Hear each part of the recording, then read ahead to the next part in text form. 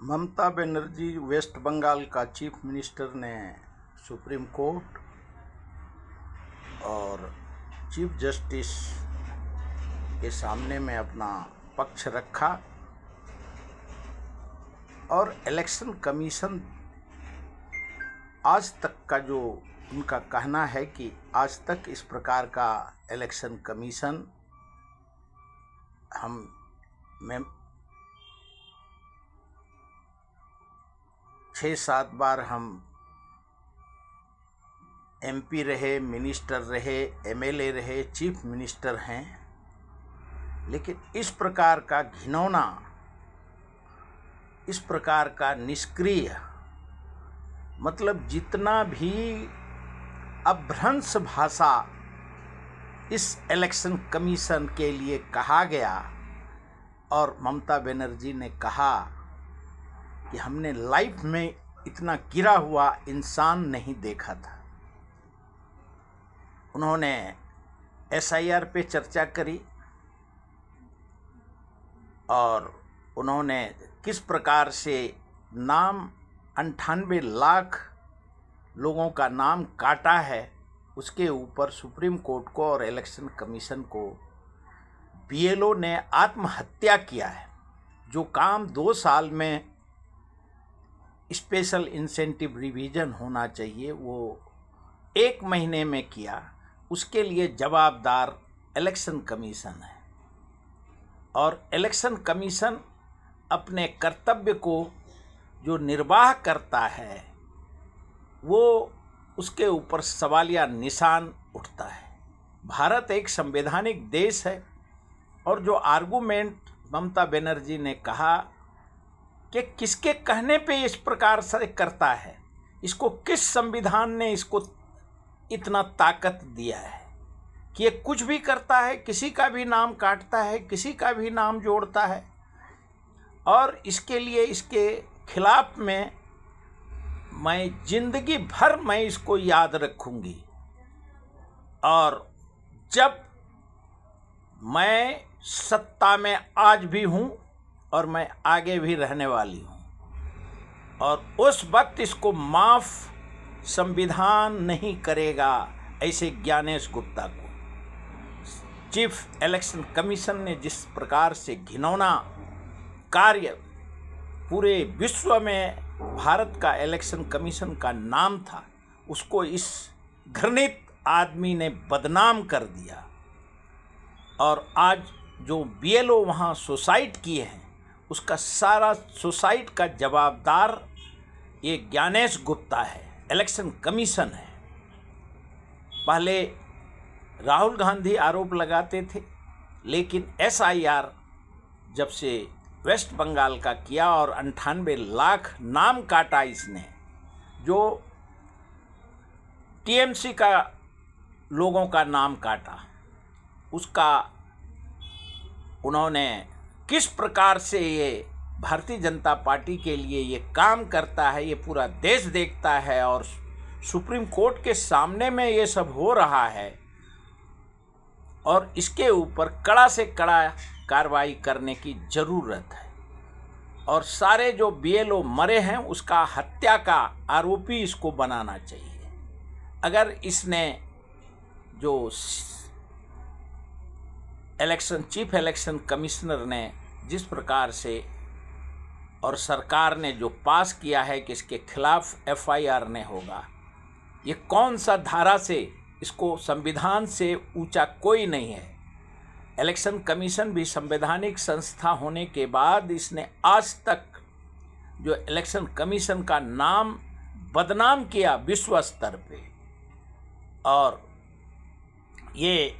इसके लिए इसके खिलाफ में सुप्रीम कोर्ट में आज ममता बनर्जी ने कहा मेरे को आना पड़ा हमारा, और चीफ जस्टिस से उन्होंने सवाल किया जब वहाँ ये उद्घाटन में भी गए थे,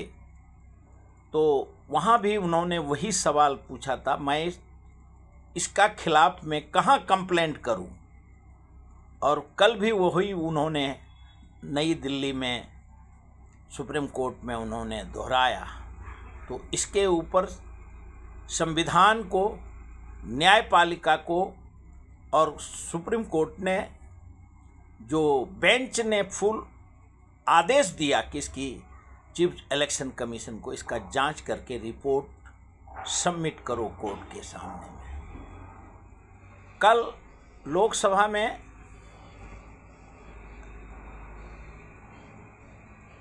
नेहरू जी, इंदिरा जी के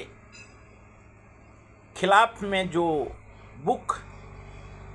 छपा है भारतीय जनता पार्टी और आरएसएस ने, उसको Nishikant Dubey member of parliament ने उस बुक को लोकसभा में सबको दिया, दिखाया, लेकिन लोकसभा के स्पीकर ने कोई एक्शन नहीं लिया। जबकि MM Naravane, ex chief army का जनरल का बुक का उद्घाटन का, बुक का जो हवाला दिया राहुल गांधी जी ने, विरोधी पक्ष नेता ने, उनको ओम बिरला ने परमिशन नहीं दिया और निशिकांत दुबे को परमिशन दिया। ये जो भेदभाव संसदीय परंपरा में दाग लगाने वाली कार्य किया है और देश में विचारधारा, नेहरू इंदिरा का विचारधारा का बराबरी कोई कर नहीं सकता, क्योंकि नेहरू जी के वजह से भारत आज़ाद हुआ। उस समय में भी जो आरोप लगा है कि ये संघियों ने ईस्ट इंडिया कंपनी का साथ दिया था, लेकिन धर्म के नाम पे ये सत्ता में आज बैठा है और सारा उल्टा काम करता है। 1984 में अटल बिहारी वाजपेयी ने जो ऑपरेशन ब्लू स्टार में जो भूमिका निभाया, जब जब आरएसएस को, संघी को मौका मिलता है तो देश तोड़ने का भरसक प्रयास करता है, जो आज कांग्रेस और विरोधी पक्ष आरोप लगाता है। गोड्डा के मेंबर, लेजिस्लेटिव असेंबली का मेंबर प्रदीप यादव ने कहा कि निशिकांत दुबे जैसा अबानवी और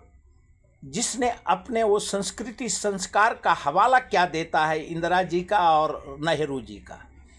वो खुद उसने अपने बहन से शादी किया है, वो संस्कृति संस्कार का बात करता है, ये शोभा नहीं देता है उसको। देश के संस्कृति, भारत का एक संवैधानिक देश है, संस्कृति संस्कार का देश है, और उसमें उसने अपने बहन से शादी किया है, मौसेरी बहन से, जो प्रदीप यादव ने, गोड्डा के एमएलए ने अपने प्रेस में कहा और मीडिया के सामने में कहा और यूट्यूब, फेसबुक सब पे उसका। तो ऐसे घृणित आदमी का आज देश में जेफरी एप्स्टीन का फाइल में जिसका जिसका नाम है, देश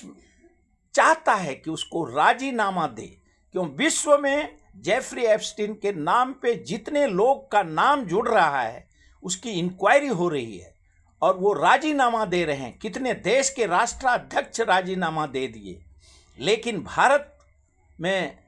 ये जेफरी एप्स्टीन का फाइल कोई घर में नहीं बना है या किसी उपन्यास में और छपा नहीं है। जेफरी एप्स्टीन का 36 लाख पेज का जो अमेरिका के न्यायपालिका ने आदेश दिया है कि उसको पब्लिश करो, और विश्व में आज अमेरिका से बड़ा लोकतंत्र और न्यायपालिका का कहीं नहीं है। और उसका वजह है कि जो जेफरी एप्स्टीन का और अडानी का फाइल, जो उसके डर से ट्रेड डील हुआ, कांग्रेस के राहुल गांधी ने जो आरोप लगाए हैं, अब तो हर 140 करोड़ जनता इसके ऊपर आरोप लगा रहा है कि जेफरी एप्स्टीन और अडानी के वजह से ट्रेड डील। भारत में सनातनी धर्म है, वहाँ का गाय मटन खाता है, वहाँ का सूअर का मटन खाता है, और वो गाय का दूध भारत में जब सनातनी धर्म का नष्ट करने वाला जो ट्रेड डील किया है, उसका पूरा भारत में अब सब जगह विरोध होना शुरू हो गया है। जबकि पूरा ट्रेड डील का अभी सारे कुछ भी क्यों नहीं लोकसभा में चर्चा हुआ ट्रेड डील पे, नहीं राज्यसभा में हुआ, नहीं किधर विधानसभा में हुआ, और जब सारा फैसला अमेरिका ही करता है तो भारत का जो राजनीति का नेता का जरूरत क्या है। जो आज भारतीय जनता पार्टी 12 साल से राज्य में है, कांग्रेस का आरोप है, राहुल गांधी का, प्रदीप यादव का, कि और सारे विपक्ष का, कि सब कुछ तय डोनाल्ड ट्रंप करता है। तो कल अब देश का प्रधानमंत्री कौन होगा, वो डोनाल्ड ट्रंप जी आज अगर जिस प्रकार से भारत में अगर उनके कहने से अडानी जी और जेफरी एप्स्टीन के हिसाब से अगर सारे ट्रेड डील हो सकता है, तो कल अमेरिका अपना नुमाइंदा सेक्रेटरी कृषि का जिस प्रकार से कहा कि नहीं, जीरो बजट पे हमने साइन करवाया है और 18% टैक्स देना पड़ा, टैरिफ देना पड़ेगा, तो उसी प्रकार से अब डोनाल्ड ट्रंप जी वो दिन दूर नहीं है कि डोनाल्ड ट्रंप जी बोलेंगे कि आज 6 महीने के लिए नरेंद्र मोदी है, 8 महीने के लिए योगी है, 10 महीने के लिए अमित शाह है, और वो सारा तय अब अमेरिका का राष्ट्रपति करेगा। लेकिन क्या भारत के जनता को ये मंजूर होगा? भारत के लोकतंत्र में जिस प्रकार से आज सारे ट्रेड डील हुए और किसी को कुछ मालूम नहीं हुआ, क्योंकि नोटबंदी इसी प्रकार से हुआ, सारे सिग्नेचर इसी प्रकार से हुआ, किसान बिल, कामगार बिल सब अपने मनमानी से हुआ। आज जब मेजॉरिटी पहले नहीं है तो इस प्रकार से जो ट्रेड डील को मान्यता दिया गया है, पूरा भारत में इसकी चर्चा अभी ट्रेड डील को अब जब सार्वजनिक अमेरिका करेगा, क्यों, और राहुल गांधी जी को चाहिए कि अमेरिका से ट्रेड डील का कॉपी ले और भारत के हर राज्य में 140 करोड़ जनता को उस ट्रेड डील का जो कृषि का है, क्यों देश का जनता, भारत का जनता धार्मिक सनातनी धर्म का और हिंदू राष्ट्र के पक्षधर में है। इसके कारण ये डबल स्टैंडर्ड के वजह से आज भारतीय जनता पार्टी और आरएसएस सत्ता में है। लेकिन देश के सामने में अब सही बात रखने की ज़रूरत है, और 2 दिन से प्रधानमंत्री को राष्ट्रपति अभिभाषण में कल भी परसों आने वाले थे, नहीं आए, कल भी वो नहीं आए, और आज अब देश देखना चाहता है कि प्रधानमंत्री राष्ट्रपति का अभिभाषण के लिए प्रधानमंत्री कितना बजे आते हैं, क्योंकि ये उनका विरोध होना नरौने का, जेफरी एप्स्टीन का, और जो ट्रेड डील हुआ है उसके विरोध में पार्लियामेंट में चर्चा होना। चाहे लोकसभा का स्पीकर ओम बिरला ने परमिशन नहीं देने के बावजूद भी विपक्ष के जितने टीएमसी के सांसद, कांग्रेस के सांसद और सपा के सांसद, सब ने लोकसभा के स्पीकर का चैम्बर में कल चर्चा किया। लेकिन लोग जो भारत का मेंबर ऑफ पार्लियामेंट है लोकसभा का, उनको उनका चर्चा से असंतुष्टि है, और संसदीय परंपरा के लिए एक बहुत बड़ा धब्बा है। क्यों, देश, संस्कृति, संस्कार, संविधान से देश, भारत का संविधान से देश की स्थापना बाबा साहब अम्बेडकर के जो कॉन्स्टिट्यूशन उन्होंने दिया है उसी पे 24 घंटा भारत का संविधान चलता है और उसी पे चलना होगा, चाहे कितना भी देश में, जो राहुल गांधी ने कहा, सत्य और सुंदर सत्यता के ऊपर भारत का संविधान चलेगा, चाहे ये कितना कोशिश करे। हम मोहब्बत का दुकान भारत में खोलेंगे। आज इतना ही। जय हिंद।